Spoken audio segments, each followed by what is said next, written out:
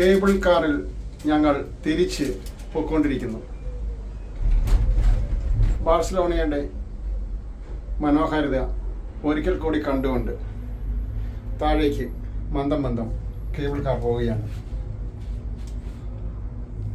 പ്രകൃതി രമണീയമായ പച്ച നിറഞ്ഞ കുന്നിൻ പ്രദേശം, ചെറിയ പശ്ചിമഘട്ടം പോലെ നിൽക്കുന്ന പർവ്വതനിരകൾ, അതിൻ്റെ താഴ്വാരം, ആ താഴ്വാരം നിറയെ കാറ്റലോണിയ സിറ്റി. ദി ആർക്കിടെക്ചർ ഇവിടുത്തെ കാലാവസ്ഥയ്ക്ക് അനുയോജ്യമായ ഒന്നാണ്.